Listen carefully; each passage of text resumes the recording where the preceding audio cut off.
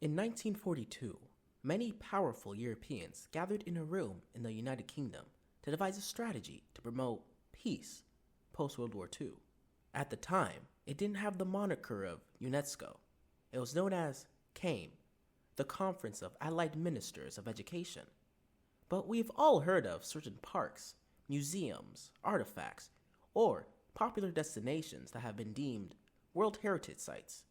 But what does it mean, though? Who is UNESCO? And what do they do? Let's do some digging and find out. Here's a quick rundown of their creation. After the Declaration of the United Nations in 1945, a committee within the group called CAME began having regular meetings on how to preserve and rebuild their education system post-World War II. The committee met in London, and it was not too long before other governments started showing interest in the organization and their methodology. Countries like the United States, China, and the USSR. This led to the San Francisco Conference, a United Nations conference which was attended by delegates from 50 different allied nations. A lot of decisions that affect us to this day were made at that convention, but it was agreed upon that there should be a more global version of CAME, which resulted in the establishment of an organization that would focus on the open communication of education and culture amongst its member states. A man named Rab Butler, the Minister of Education from the United Kingdom, spearheaded the creation of the new committee.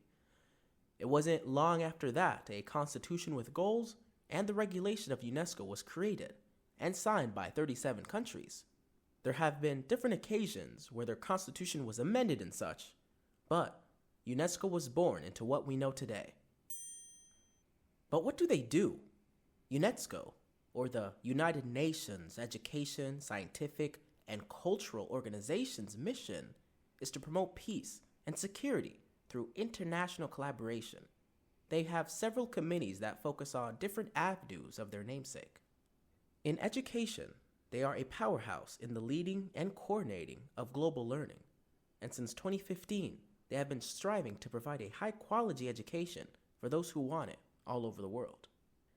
In natural sciences, they continue to recognize and support development towards sustainable tech.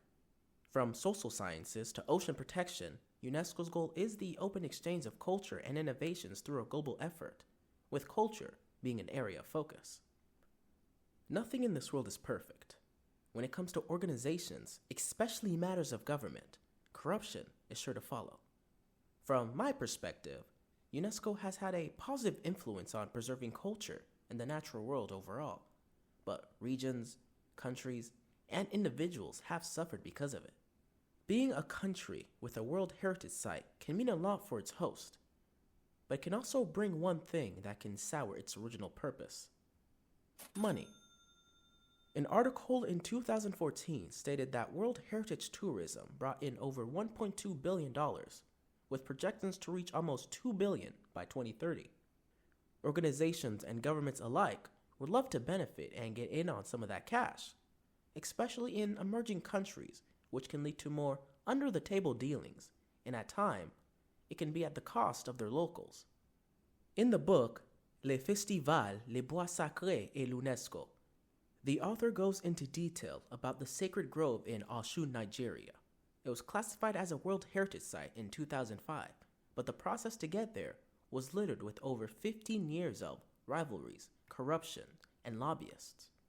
The ambassador, elected officials, and the king were able to use the influence of the potential classification to further push their political and cultural ambitions, not to just help them promote the site, but to also rewrite a local history to make it more appealing to tourists.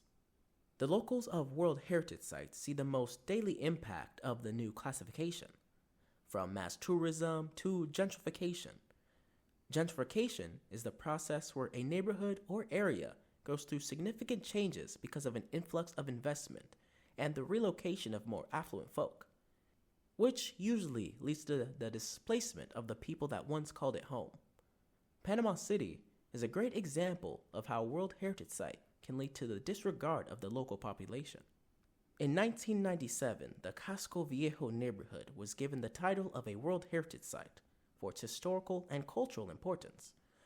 Prior to that, The area was a rundown neighborhood inhabited by members of the poor class. But for the title, it underwent a crazy transformation which resulted in the eviction of the people there, from boarding up the windows of the locals or just being chased out. Currently, the area is predominantly owned by rich foreigners who bought parcels of land, and tourism in Panama City has jumped exponentially since the heritage listing, aiding the general area. But that did come with a few sacrifices. One way they promote open communication and culture is by the World Heritage Site. They are landmarks or areas with the protection of the International Convention under UNESCO. The designation is to identify and protect natural or cultural properties of outstanding universal value, according to their website. These sites are to belong to all people regardless of their location. The status commits nations to safeguard the sites for future generations. To be deemed a heritage site, certain criteria must be met. 1. The place must have outstanding universal values by having one of the properties on a list of 10. 2. The site must maintain standards of authenticity and the ways of preservation of its essential features. Lastly, adequate management and protection details to commit its safeguarding of our shared heritage.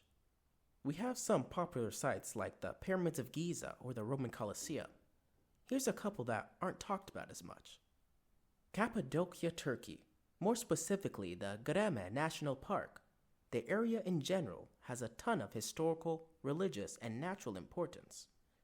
Due to the area's distinct features, the landmark was given the name Fairy's Chimney, or hoodoos. Some have said hoodoos were later used as sanctuaries for the people of the time. They have found cave art from the Byzantine Empire to drawings that date back to the 4th century. It holds some of the world's extensive subterranean towns and cave networks. Depending on the time period, it could have been used as a defensive deterrent against the Arab invasion, a destination hotspot for art, or refugee camps for the Christians of the time trying to escape persecution. In 1985, the Greme National Park and the rock sites of Cappadocia were deemed UNESCO sites because of their universal value. Tourists can go and explore the caves and homes of our ancestors. You can also see the sites from the sky with an air balloon. Moving to the southern western hemisphere, we have Chavin de Huanta in Peru. The site is named after the ancient culture of the people that called it home, around 1500 and 300 BC. The Chavin is located high in the Peruvian Andes. It is a great look into how the people of the time lived and interacted with their environment. It is not just a natural marvel, but it also served as a ceremonial center for the people from the surrounding regions. It received folks with different religions, ideologies, and cultures during its heyday. In my opinion, I do believe that UNESCO has had a more positive impact on the natural and cultural world than bad. There are a lot of different sites, beliefs, and ideologies that would be hidden from us without the travel and open communication the World Heritage Program promotes. If you have the opportunity to travel and visit a site, by all means. Remember to be respectful of the area and culture. As the great saying goes, when in Rome, do as the Romans do. And if you want to learn more about the world we live in, check out Nature's Journal.